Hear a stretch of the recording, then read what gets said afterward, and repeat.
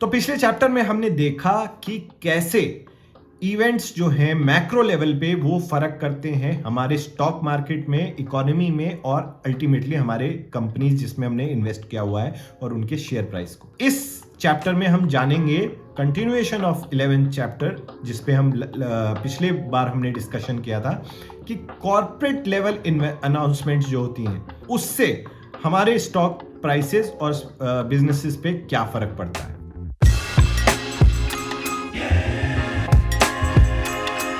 Corporate earning announcement सबसे important event होता है एक कंपनी से रिलेटेड। तो अर्निंग सीजन इसको बोला जाता है कि जो भी बिजनेसेस स्टॉक मार्केट पे लिस्टेड है, मैंडेटरी होता है उनको अपने रिजल्ट्स को अनाउंस करना। रिजल्ट से यहाँ पे क्या मतलब है कि भैया इस क्वार्टर में या पूरे साल में आपने कैसा परफॉर्म किया एज ए बिजनेस।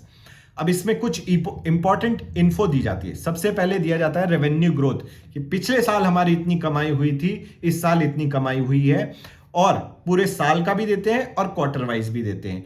एनुअल जो देते हैं जो पूरे साल का होता है वो ऑडिटेड होता है, यानी कि एक्सटर्नल फर्म से ऑडिटेड होता है। क्वार्टरली जो होता है वो मोस्टली अनऑडिटेड होता है, वो किसी सीए ने ऑडिट नहीं किया होता है। तो annual numbers are very reliable in most cases. Expense trend कैसा चल रहा है, मतलब आप खर्चा कहाँ कर रहे हैं, इंप्लॉइज ज्यादा हायर कर रहे हैं तो आपका एक्सपेंस ऊपर जाता है, या फिर आपने कुछ और सेटअप किया है तो उसकी वजह से आपका खर्चा बढ़ रहा है।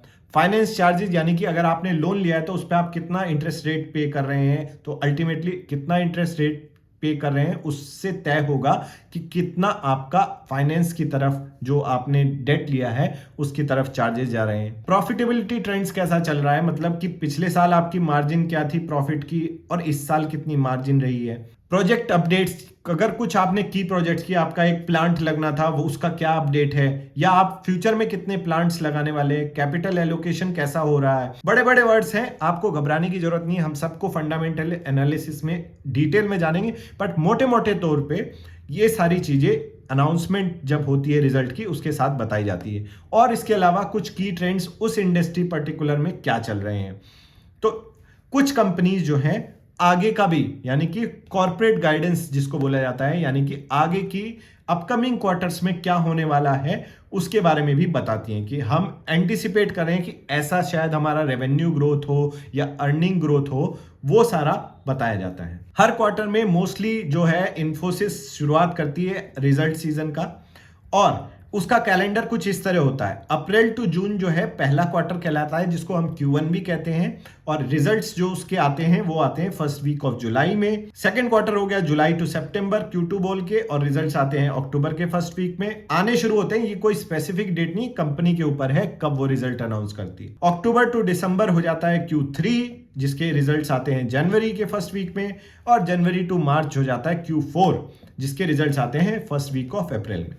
आपको यहां ध्यान देने की जरूरत है कि 1 अप्रैल जो है इंडिया में फाइनेंशियल ईयर का स्टार्ट होता है, और उसी हिसाब से हमारा Q1 शुरू होता है। यूएस में ऐसा नहीं है, यूएस में 1 जनवरी से Q1 स्टार्ट होता है। तो अगर आप यूएस की कंपनीज को देखेंगे तो उनके लिए Q1 हो जाता है 1 जनवरी टू मार्च वाला। हमारे केस में अप्रैल टू जून जो है फर्स्ट Q1 हो जाता है। और हर क्वार्टर में जो है कंपनी अपने रिजल्ट्स अनाउंस करती रहती है। अब क्या होता है स्टॉक मार्केट पे, कैसे इसका इंपैक्ट पड़ता है वो देख लेते हैं एक बार। तो क्या होता है कि before company announces it's results, तो जितने भी ये एनालिस्ट जो इस बात का पैसा खा रहे हैं कि क्या कंपनी कर रही है उसको एनालिसिस करना, और ये जो बड़े बड़े इन्वेस्टमेंट हाउसेज हैं वो अपनी रिपोर्ट्स निकालते रहते हैं कि भैया हमें लगता है कि इस क्वार्टर जो आने वाला क्वार्टर है उसमें कंपनी ऐसा करेगी, और उसको मेनली ऐसा बोल दिया जाता है कि वो है स्ट्रीट एक्सपेक्टेशन। तो अगर आप ये वर्ड सुने स्ट्रीट एक्सपेक्टेशन तो समझ लीजिए कि ये एनालिस्ट जो हैं जो उस कंपनी को ट्रैक कर रहे हैं वो अपनी एक एक्सपेक्टेशन, अपने नंबर क्रंचिंग और जो भी वो हिसाब लगाते हैं बात करके, इधर उधर से इन्फो कलेक्ट करके, उनको बोला जाता है स्ट्रीट एक्सपेक्टेशन। अब जब कंपनी एक्चुअल में अनाउंस करती है अपने रिजल्ट्स, तो हो सकता है या तो वो स्ट्रीट एक्सपेक्टेशन से बेटर हो या स्ट्रीट एक्सपेक्टेशन से खराब हो। दोनों ही केस में कंपनी के स्टॉक प्राइस पे फर्क पड़ता है कि भैया जब जितना एक्सपेक्टेशन थी उससे अगर कम नंबर आते हैं, जैसे हमारे मार्केट एग्जाम में,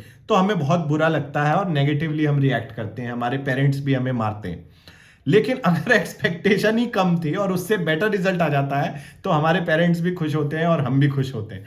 कि भैया हम तो सोच रहे थे पास हो जाएंगे, यहाँ तो 90% नंबर आ गए। तो सिमिलरली कंपनीज के केस में भी अगर एक्सपेक्टेशन से बेकार नंबर्स आते हैं तो stock price most of the cases में नेगेटिवली रिएक्ट करता है, और अगर स्ट्रिक्ट एक्सपेक्टेशन से मैच करते हैं या उससे बेटर रिजल्ट आता है तो जो है पॉजिटिव भी हो सकता है जो स्टॉक प्राइस है उसके लिए। बट ये हमेशा ऐसा आपको देखने को नहीं मिलेगा, क्योंकि ये सारी इंफॉर्मेशन पहले से ही प्राइस में बेक्ड इन होती है, क्योंकि जो इनसाइडर्स हैं उनको मोस्ट ऑफ द न्यूज़ पता होती है, बात करके उनके रिलेशंस अच्छे होते हैं। तो बट अगर अच्छे रिजल्ट्स हैं तो आप एक्सपेक्ट कर सकते हैं स्टॉक प्राइस अच्छा करेगा, और अगर खराब रिजल्ट हैं तो आप एक्सपेक्ट कर सकते हैं कि स्टॉक प्राइस खराब भी कर सकता है। तो इस तरह से जो है आपके स्टॉक प्राइस पे, आपके बिजनेस पे इंपैक्ट पड़ता है कंपनी के रिजल्ट्स का। अब ये तो कंपनी स्पेसिफिक इवेंट हो गया, इसके अलावा कुछ नॉन फाइनेंशियल इवेंट्स भी होते हैं। जैसे पहले हमने इकोनॉमिक इवेंट्स देखे जिसमें हमने मॉनेटरी पॉलिसी, इन्फ्लेशन और इंडेक्सेस के बारे में बात करी। कॉर्पोरेट स्पेसिफिक इवेंट्स हो गए जो रिजल्ट सीजन की हमने बात करी। इसके अलावा भी कुछ नॉन फाइनेंशियल इवेंट्स होते हैं जिसका स्टॉक मार्केट पे फर्क पड़ता है। सबसे पहला इवेंट अगर हम एग्जाम्पल के तौर पे देखें तो वो है कोविड क्राइसिस। कोविड क्राइसिस में क्या हुआ कि सप्लाई चेन जो है हर जगह तितर बितर हो गई कि भैया कैसे होगा, सब कुछ बंद हो गया, रेलवे बंद हो गया, शिपिंग बंद हो गई, एयरक्राफ्ट्स बंद हो गए, तो सामान का आवागमन नहीं होगा तो बिजनेसेस कैसे रन करेंगे, और उसकी वजह से प्राइस बहुत डाउन चला गया था। निफ्टी पता है आपको काफी टूट गया था। लेकिन ऐसे ही इवेंट्स जो हैं आपको पॉजिटिव भी जो है रिजल्ट्स दे सकते हैं, कि मान लीजिए कुछ बेटर अनाउंसमेंट हो जाती है गवर्नमेंट के साइड से कि हम कुछ बिजनेसेस को छूट देने वाले हैं, तो उससे पॉजिटिव इफेक्ट भी पड़ सकता है। तो आपको ये चीजें देखनी है कि जो भी इवेंट हो रहा है चाहे वो फाइनेंशियल से रिलेटेड ना हो, लेकिन उसका मेरे बिजनेस पे या अल्टीमेटली स्टॉक मार्केट पे या इकोनॉमी पे क्या फर्क पड़ने वाला है, ये इन्फ्लुएंस आपको निकालना पड़ेगा। सिमिलरली इवेंट जैसे रशिया यूक्रेन की वॉर जो है या चाइना ताइवान का जो टेंशन्स है, इसके ऊपर से क्या होता है कि इफेक्ट पड़ता है सप्लाई चेन पे और परसेप्शन पे लोगों में कितना फियर है या फिर कितना ग्रीड है। इससे ultimately stock market is game of perception, कि आप क्या सोच रहे हैं कि आगे क्या होने वाला है। फॉरवर्ड लुकिंग मार्केट है कि अगर आपको लग रहा है कि आगे दुनिया खत्म होने वाली है तो स्टॉक मार्केट डाउन जाएगा, क्योंकि आपको लगता है कि फायदा नहीं है, बिजनेस अच्छा नहीं कर पाएंगे। लेकिन अगर आप ऑप्टिमिस्टिक हैं, जैसे हम इंडिया के केस में है कि आगे बहुत अच्छा करने वाली है, हमारी पॉपुलेशन की जो डेमोग्राफिक है बहुत यंग पॉपुलेशन है, काम करने वाली एज में आती है, और गवर्नमेंट भी प्रो बिजनेसेस है, तो आप सोचेंगे कि अच्छा करेगी और ultimately stock market will do better. ये सारे इवेंट्स जो हैं आपके ऊपर डिपेंड करते हैं कि आप उसको कैसे एनालाइज कर रहे हैं। तो अगर एज ए एक्टिव ट्रेडर या इन्वेस्टर आपको इन सारे इवेंट्स की खबर रखना थोड़ा जरूरी हो जाता है इस केस में, जब आप एक्टिवली इन्वेस्ट कर रहे हैं या ट्रेड कर रहे हैं। सिमिलरली वर्ल्ड इकोनॉमीज भी आज के टाइम पे इंटरलिंक्ड है, कि अगर यूएस में रिसेशन आता है तो इंडिया पे भी असर पड़ेगा। यूरोप में कुछ ऐसा हो रहा है, जैसे ब्रेग्जिट वगैरह हुआ था, ये इंग्लैंड जो यूके अलग हो गया था यूरोप से, उसकी वजह से जो इम्प्लीकेशंस थी, तो हमारे यहाँ के बिजनेस जो वहाँ ऑपरेट कर रहे हैं उन पे फर्क पड़ता है। तो इस टाइप के नॉन फाइनेंशियल इवेंट पे भी आपको नजर रखने की जरूरत पड़ सकती है। तो ज्यादा ओवरवेल्म होने की जरूरत नहीं है कि इतना सब कुछ देखना पड़ेगा।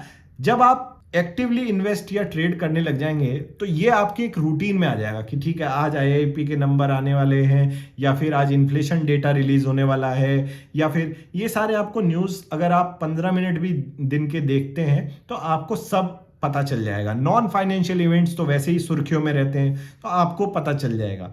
ज़्यादा लोड लेने की जरूरत नहीं है कि कितना सब कुछ ट्रैक करना है, ऐसा नहीं है। खुद आप अगर मुश्किल से अगर न्यूज़पेपर पढ़ते हैं, बिजनेस न्यूज़पेपर, तो आप ये सारे इवेंट आराम से देख सकते हैं 10-15 मिनट के देरी में। तो मोटा मोटा क्या देखा हमने इस चैप्टर में, मार्केट एंड इंडिविजुअल स्टॉक जो है वो इवेंट पे रिएक्ट करते हैं, और डिफरेंट टाइप के इवेंट को आपकी समझ होनी चाहिए कि उससे आपको कैसे रिएक्ट करना है। अगर आपको समझ ही नहीं होगी तो आप कैसे डिसीजन लेंगे कि बाई करना है, ये सेल करने का टाइम है अभी। तो ये सारे इवेंट की समझ होना जरूरी है। मॉनेटरी पॉलिसी सबसे इंपॉर्टेंट इकोनॉमिक इवेंट होता है जिसमें तय किया जाता है रेपो रेट, यानी कि जिस रेट पे जो सेंट्रल बैंक्स हैं वो बाकी बैंक्स जो प्राइवेट बैंक या पीएसयू बैंक्स हैं उनको अपना पैसा देती है लोन पे, या फिर रिवर्स रेपो रेट, ये जिसपे बैंक्स अपने पैसा डिपॉजिट करते हैं रेट पे जिनको आरबीआई उनको देता है, या फिर सीआरआर कैश रिजर्व रेशियो, यानी कि कितना पैसा आरबीआई के पास ब्लॉक रहता है बैंक्स का, ये सारी चीजें बताई जाती हैं। तो ये आपके लिए इंपॉर्टेंट इवेंट हो जाता है। इंटरेस्ट रेट और इन्फ्लेशन को रिलेटेड है। होता क्या है कि अगर इन्फ्लेशन ज्यादा है तो इंटरेस्ट रेट्स को बढ़ाया जाता है ताकि इंटरेस्ट जो लोगों की डिमांड कम हो और मार्केट में पैसे की डिमांड कम हो और इन्फ्लेशन नीचे आए। और अगर इन्फ्लेशन लो है तो मार्केट में इंटरेस्ट रेट को घटाया जाता है ताकि लोग ज्यादा पैसा लोन पे लें, प्रगति आए इकोनॉमी में। उससे क्या होगा कि देश आगे बढ़ेगा, इकोनॉमी आगे बढ़ेगी, स्टॉक मार्केट भी आगे बढ़ेगा। इन्फ्लेशन डाटा जो है मोस्टली जैसे हमने बात करी मिनिस्ट्री से निकलता है। सीपीआई और जो डेटा है कंज्यूमर प्राइस इंडेक्स वो हमें ट्रैक करने की जरूरत है। आईआईपी जो है इंडस्ट्रियल प्रोडक्शन एक्टिविटी का एक अंदेशा दे देता है। बेटर आईआईपी डेटा यानी कि बेटर प्रगति हो रही है, और खराब आईआईडी डेटा यानी कि मार्केट इकोनॉमी में वीकनेस है। परचेजिंग मैनेजर्स इंडेक्स अगेन वही जो 50 के आसपास घूमता फिरता है। अबव 50 अच्छी news, below 50 bad news. Budget के बारे में हमने बात करी, जहां पे पॉलिसीज अनाउंसमेंट होती है या रिफॉर्म इनिशिएटिव कुछ होते हैं, तो उस पे हमें देखना होता है कि इसका स्टॉक मार्केट या मेरे पर्टिकुलर बिजनेस स्टॉक पे क्या फर्क पड़ेगा। कॉर्पोरेट अर्निंग जो है हमने हर क्वार्टर में दी जाती है, मैंडेटरी है देना, और स्टॉक उसी पे रिएक्ट करता है कि स्ट्रीट एक्सपेक्टेशन से बेटर है या खराब है या फ्लैट है। और नॉन फाइनेंशियल इवेंट्स पे भी हमें नजर रखनी चाहिए, उनका भी असर पड़ सकता है हमारे जो स्टॉक मार्केट है उसके ऊपर, साथ ही साथ जो पर्टिकुलर स्टॉक्स। तो बेसिकली इस चैप्टर में हमने सारा ये देखा। अब नेक्स्ट चैप्टर में हम बात करेंगे कि और हमें क्या क्या सीखने की जरूरत है। यहां तक हमने सब समझ लिया, mostly introduction to stock market का। नेक्स्ट चैप्टर में हम और देखेंगे कि इसके अलावा और हमें क्या जानने की जरूरत है before we enter the world of stock market, और उसमें हम पैसा इन्वेस्ट करें, अपनी हार्ड अर्न्ड मनी इन्वेस्ट करें, या फिर ट्रेडिंग में घुसने से पहले। ये सारी चीज हम जानेंगे नेक्स्ट चैप्टर में। अब तक अगर आपको ये मॉड्यूल और ये पूरा कोर्स जो फ्रीली अवेलेबल है यूट्यूब पे समझ आ रहा है, अच्छा लग रहा है, तो इसको लाइक कर देना और कमेंट में अपने डाउट्स जरूर पूछना। मेरा नाम है captain Shashank. Thank you for watching. जय हिंद।